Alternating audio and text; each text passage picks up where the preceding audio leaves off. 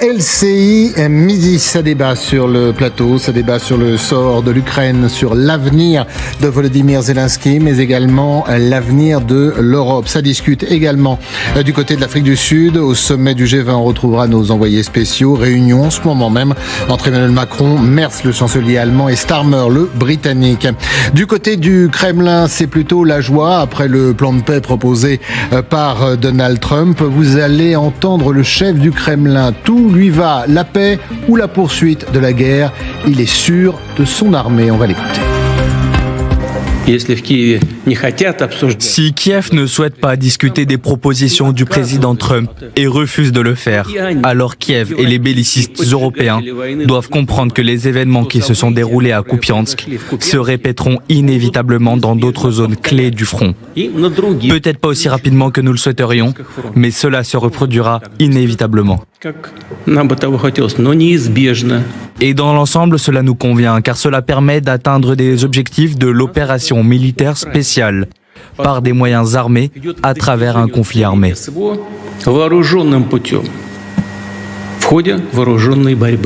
Mais comme je l'ai dit à maintes reprises, nous sommes également prêts à mener des négociations pacifiques et à résoudre les problèmes de manière pacifique. Dans quelques instants, on partira sur le terrain retrouver nos envoyés spéciaux, Gwendoline de Bono et Vincent Wartner. Situation, bien évidemment, du côté ukrainien, de l'armée ukrainienne. On écoutera aussi quelques soldats russes dans cette région de Kupiansk. Général, avant cette déclaration d'un Vladimir Poutine qui n'en demandait pas tant. Ah bah oui, quand on lit les 28 points tels qu'ils apparaissent dans les différentes déclarations, c'est tout bénéfice pour la Russie, c'est très clair. Alors la question est de savoir, est-ce que c'est un plan imposé dans son intégralité ou si ça doit faire l'objet de négociations ? Je pense que oui, évidemment, parce que pour l'Union européenne, il y a beaucoup de choses inacceptables, rien que pour l'Union européenne. On ne parle pas uniquement de l'Ukraine. Il y a des choses inacceptables pour l'Ukraine. Et effectivement, c'est la maximalisation. Vous l'avez dit, je n'irai pas plus loin. Par Donald Trump, des avantages donnés à la Russie. C'est flagrant. Alors maintenant, est-ce qu'on peut croire en ce plan de paix dans sa réalisation ? Zelensky était très clair hier, les Européens ont été globalement très clairs aussi hier, et aujourd'hui, est-ce qu'on peut laisser Donald Trump régler cette affaire-là uniquement avec Vladimir Poutine ? Alors je ne suis pas certain que Vladimir Poutine doit être enthousiaste quand même autant qu'il le présente à Moscou. Parce que c'est une énième proposition où il a tous les avantages obtenus, il obtient tous les avantages et qui ne se réalise pas, qui pourrait ne pas se réaliser. Nous sommes dans cette situation-là. C'est pas la première fois que tous les avantages sont donnés à Vladimir Poutine. Là, c'est tellement énorme, ces 28 points, on voit mal comment ça puisse être accepté. Maintenant, la conséquence, mais ça on le dit depuis des semaines, quel que soit le contexte, la guerre va continuer. À moins que le front s'effondre. Ce à quoi je ne crois pas encore à date d'aujourd'hui. C'est pas parce qu'il y a des villes qui vont être prises et qui ne le sont pas encore totalement que ça va modifier profondément, je dirais, le cours de la guerre maintenant. Maintenant, je pense qu'on est bien parti pour la guerre en 2026, sinon même en 2027. Et moi, je pose une question. Est-ce que l'Europe est prête à payer tout ce dont a besoin l'Ukraine pour se battre? Et c'est peut-être la vraie question. Alors, on y reviendra sur cette question parce qu'elle est primordiale, bien évidemment, et c'est là où ça coince. Vous parliez de ces villes, on parlait de Kupiansk. Regardez ces images, parce que c'est également cette guerre une bataille d'images. Les soldats russes qui infiltrent cette ville stratégique. Et puis, il y a ces drapeaux. Alors, ils sont brandis, retirés, rebrandis. On va écouter, si vous êtes d'accord, un soldat russe. Il parle de cette stratégie aujourd'hui voulue par Moscou. La ville de Kupiansk est libérée, la victoire sera nôtre.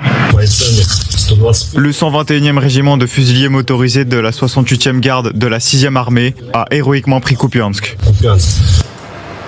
Et on va retrouver Gwendoline Bono et Vincent Wartner sur le terrain en Ukraine parce que cette guerre pèse sur les troupes ukrainiennes. Et autant le dire, la situation est également très très compliquée. Les Russes en profitent et les Américains le savent.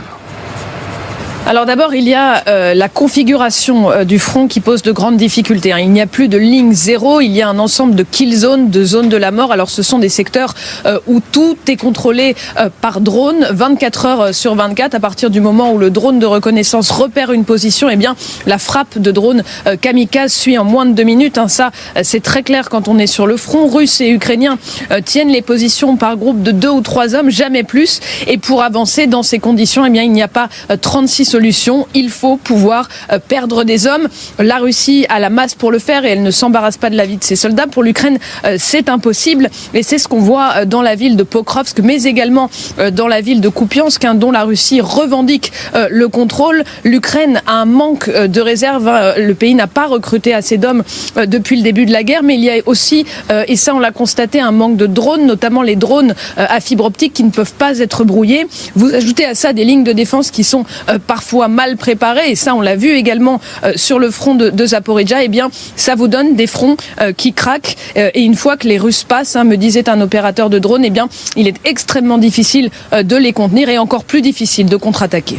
Merci beaucoup Gwendoline et merci à Vincent Wartner qui vous accompagne. Le président Volodymyr Zelensky est bien conscient de cette réalité, du poids des Américains, de la pression des Russes et peut-être aussi de l'absence de ses alliés européens.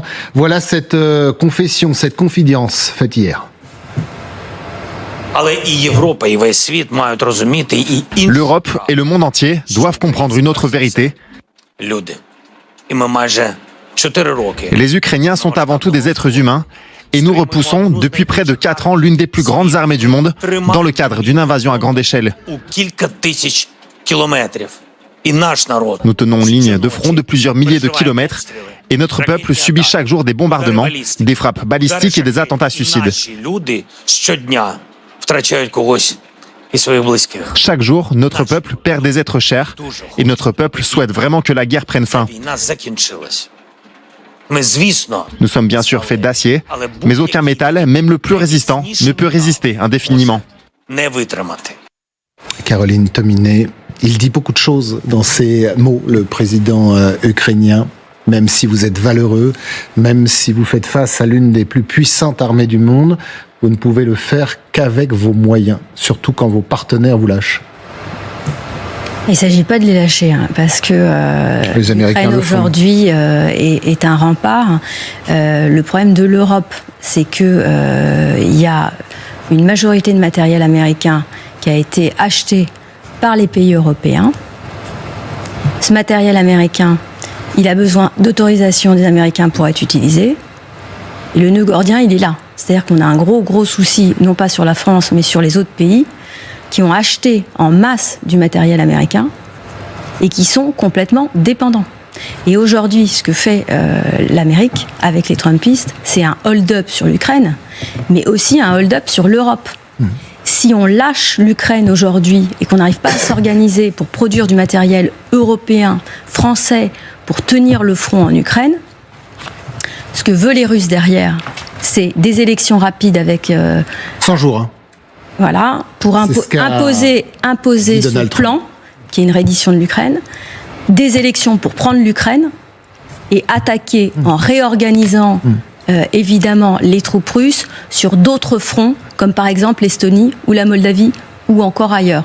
On a des incursions russes qui se feront. Il faut absolument qu'on en ait conscience. Alors, aujourd'hui, pardon, je vous coupe, Caroline. Désolé, on vient d'apprendre à l'instant que l'Ukraine. Alors, l'Ukraine, je ne sais pas qui c'est. On a peut-être le temps de vérifier.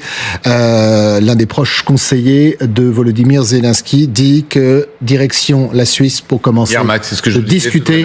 Avec les Américains. Le décret a été signé par Volodymyr Zelensky. Des discussions vont s'engager en Suisse avec Yermak et d'autres spécialistes du cabinet du président pour voir sur quel point on peut avancer, on peut discuter, on peut négocier. Ça veut donc dire que le plan n'est pas rejeté totalement par les Ukrainiens, contrairement à ce que le Kremlin essaie de faire croire depuis hier. C'est Oumerov qui le dit. Oui, il y a eu vraiment à la tête du Conseil de sécurité propagande ukrainien de la part des pro-russes pour dire que l'Ukraine rejetait le plan, disait non à Trump en fait. Et ça, dire non à Trump, Volodymyr Zelensky l'a bien compris dans le bureau ovale, ce n'est pas possible. Poutine le sait aussi, mais Poutine, lui, évidemment, a plus de surface, plus de latitude pour financer, gagner du temps, parce que il n'est pas du tout évident, même si ce plan a été écrit en russe, on le voit bien même à la traduction en anglais, qu'il convienne totalement à Vladimir Poutine, qui a toujours besoin de la guerre, d'une part pour asseoir son pouvoir, d'autre part pour pouvoir continuer à faire tourner son économie, qui est entièrement tournée vers l'économie de guerre. Alors, ce qui est intéressant, c'est cette discussion. Hier, sur notre plateau, on avait Jean-François Colossimo, historien. Il a parlé de l'Europe. Et comme ça, je vous laisserai bien évidemment la parole. Parce que, de ce que l'on vient d'apprendre, il y aura 3 personnes autour de la table. Les Ukrainiens, les Américains, les Russes. Pas les Européens. Vous parliez d'échecs possibles si on ne se réveillait pas. Écoutez cette analyse hier soir sur notre antenne. L'Europe, sur une affaire pareille, est-ce qu'elle a un consensus? Est-ce que vous pensez que M. Orban ne va pas dire bravo, il faut faire la paix? Est-ce qu'il y a un consensus entre M. Macron et M. Orban? Est-ce que l'Europe a été capable de montrer qu'elle était unie? Alors d'abord, elle-même, elle risque d'imploser au passage. Qu'est-ce qu'on peut faire? Qu'est-ce qu'on peut dire? On peut dire aux États-Unis, très bien, M. Trump, gardez votre plan, parce que c'est nous désormais qui allons armer l'Ukraine, mais on n'en a pas les moyens. Nous sommes coupables historiquement de notre retard. Caroline Toninet, c'est ce que vous disiez, nous sommes coupables. Est-ce qu'on peut encore se réveiller? On est éjecté de la table des négociations. Il faut parler du présent. Derrière, il y a quand même la Chine. La Chine qui est une puissance phénoménale avec les États-Unis qui mettent le genou à terre devant les Chinois aujourd'hui en négociation. Vous avez des Chinois qui vont financer, qui vont aider à cette guerre en Europe. Il faut qu'on soit inquiet. Ne parlons pas du passé, parlons du présent et du futur. On s'organise, le présent et le futur, on met Caroline, en place on n'y des est pas. solutions. Mais on met en place... On n'a pas le choix aujourd'hui. Non mais où... Alors, Richard, parce que je pense qu'il y a une Au moins petite pour tribune... gagner du temps et présenter l'Ukraine dans de meilleures dispositions pour les négociations. Il y a des solutions. Est-ce qu'on en a encore? C'est la question. Petit réquisitoire peut-être sur la France et sur cette Europe. Sur cette Europe, on n'est pas vraiment d'accord. Sur la France, je vous laisse la parole. Non, d'abord, l'Europe a des cartes. Il faut quand même, puisque pour employer le langage de Trump, l'Europe a des cartes en main. Elle en a vis-à-vis des États-Unis qu'elle doit jouer. Elle est importante. Donald Trump a besoin de l'Europe à plein d'égards, à commencer par les questions économiques, à commencer par la santé des géants de l'Internet américain. Je vous rappelle, c'est pas sans lien avec l'Ukraine qu'il y a un risque de bulle sur l'intelligence artificielle qui pourrait faire cracher le marché boursier.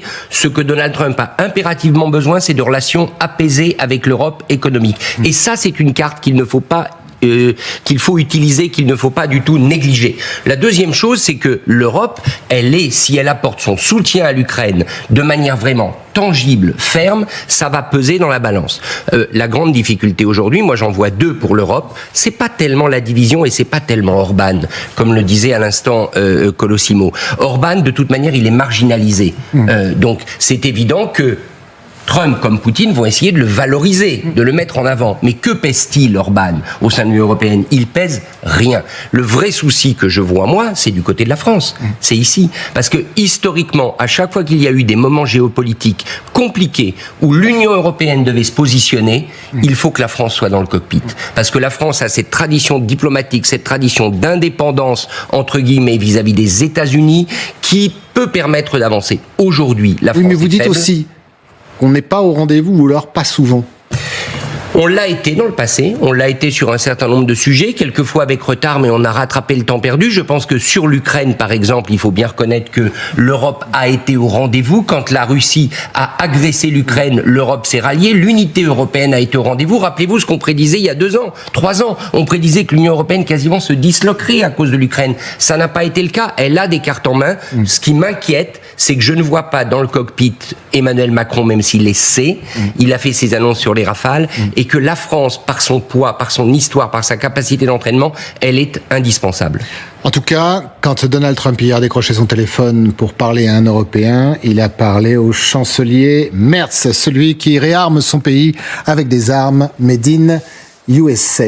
Général, est-ce que ce n'est pas mettre le mouton au milieu des loups que cette réunion que l'on a appris en Suisse entre Zelensky, peut-être Trump et peut-être Poutine, ou en tout cas les émissaires des uns et des autres. Il va être bien seul. Il va être bien seul, mais bon, je pense quand même que l'équipe ukrainienne est quand même suffisamment forte pour discuter. Et c'est quand même on parle de la souveraineté de l'Ukraine, donc qu'elle soit déjà mise autour de la table des négociations, c'est déjà un point qui est quand même positif. Maintenant, est-ce que l'Ukraine va être suffisamment forte, effectivement, c'est votre question, pour résister à la pression à la fois américaine et russe? Difficile à dire. Moi, ce que j'ai entendu dans le discours de Zelensky hier, quand même, et ça a été remarqué par d'autres, c'est que quand même, il laissait une petite ouverture vers les négociations, parce que, en gros, il pose la question indirectement, est-ce qu'on va être capable de tenir encore longtemps? Et il met un peu tout le monde devant ses responsabilités. Pas nous, mais le peuple ukrainien, l'armée ukrainienne, les partis politiques ukrainiens, il y a comme quelques soucis actuellement aussi au niveau politique intérieur. Donc là, il y a quelque chose. Donc je ne suis pas certain qu'il ait toute la liberté d'action. Néanmoins, il est à la table des négociations. Et je pense quand même que ces 28 points dont on a parlé tout à l'heure, on l'a pas vu en détail parce qu'on n'a pas enfin, j'ai pas vu encore le schéma officiel.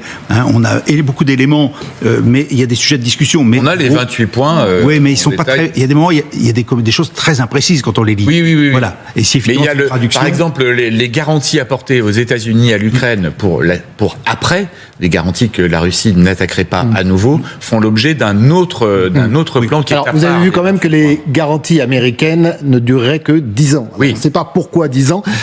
On parle également des Ukrainiens. Je voudrais qu'on les écoute parce que nos équipes ce matin ont pu tendre leur micro à ces Ukrainiens sur ce plan de paix américain, sur cette pression mise par Kiev, par Washington. Écoutez-les bien. Ce que je pense des propositions de Trump, il faut accepter certaines conditions pour mettre fin à la guerre, certes, mais je ne suis pas d'accord pour réduire notre armée de moitié. Mais il faut signer cet accord avec ces 28 points, ça oui, parce que nous n'avons pas le choix, nous n'avons tout simplement pas le choix. Il n'y aura aucun accord de paix. Poutine reste campé sur ses positions. Il est parti pour une guerre. Et pour que vous compreniez, leur budget pour toute l'opération militaire spéciale est prévu jusqu'en 2030. Vous pouvez donc imaginer ce qui va se passer dans les années à venir. Ce qui arrive s'annonce plus dur que ce qu'on a déjà vécu. C'est ce qu'a dit Vladimir Poutine. Vous acceptez ce plan de paix, sinon moi je continue la guerre. Ce n'est pas un problème en hommes et en matériel. On entend cette réalité pour les Ukrainiens. C'est-à-dire que cette guerre, elle a duré presque 4 ans, trop bien évidemment, et il va falloir que ça s'arrête. C'est ce que dit aussi, et vous le notiez général, le président Zelensky. Il y a une volonté que la guerre s'arrête depuis le début. Vous êtes attaqués de toutes parts, dans toutes les familles il y a des morts. Obligatoirement, vous voulez pas qu'on vous abandonne, évidemment, qu'il y ait une aide qui va croissant et que la guerre cesse le plus rapidement possible. Le problème, c'est la réalité. Ce plan, on ne peut pas parler d'accord puisque l'Ukraine n'a pas été consultée, on ne respecte pas sa souveraineté, est un scandale pour l'Ukraine, un scandale pour l'Europe. C'est une vraie mise à nu, évidemment, de l'Ukraine, de ses biens, mais aussi de ses populations. Dans l'accord, on ne parle évidemment pas des populations déplacées, on ne parle évidemment pas des enfants déportés et des adultes qui ont été déportés. Si, Xavier ? Si, il y a un point qui spécifie que tous ceux qui ont été déportés rentreraient chez eux. Mais en revanche, à l'inverse, il y a une amnistie totale pour tous les crimes de guerre, pour compenser. Mais c'est prévu dans un dépôt. Mais là aussi, c'est une façon pour Donald Trump de fouler du pied le droit international. C'est-à-dire que la haine n'existe pas. Tous les criminels de guerre, à commencer par Vladimir Poutine, passeront au travers. Boutcha, par exemple, mais on pourrait en citer... des kilomètres. Et là, il y a, de Mariupol. Là-dessus, sur ce point en particulier, incontestablement, l'Europe ne peut pas l'accepter. Ça, c'est très clair. Les Européens ne peuvent pas accepter de valider, de signer au bas de la page d'un accord de paix qui prévoirait l'amnistie complète pour les crimes de guerre. On est bien d'accord que à l'inverse, les Russes ne signeront pas s'il n'y a pas l'amnistie. Alors, Trump n'en a que faire de ce droit international. On le voit chaque jour. Oui, mais pour les Européens, là, ça va être un point absolument essentiel parce que les Européens sont tous signataires de la Cour pénale internationale, sont tous impliqués et concernés par les poursuites qui sont en cours. Et vous imaginez le blanc-seing, le feu vert que ça donnerait à tous les régimes de la planète désireux d'agresser leurs voisins. Donc là, moi, je vois un nœud tout aussi important que la question militaire sur le terrain en ce qui concerne l'Europe. Ouais, on parle de déportation, crimes de guerre, Boutcha, évidemment. Je rappelle qu'on n'a amnistié personne lorsque les Balkans se sont décomposés et lorsque la guerre de l'ex-Yougoslavie s'est terminée avec les accords de Dayton. Vous savez qu'ils ont tous fini en prison à Scheveningen, au nord de La Haye.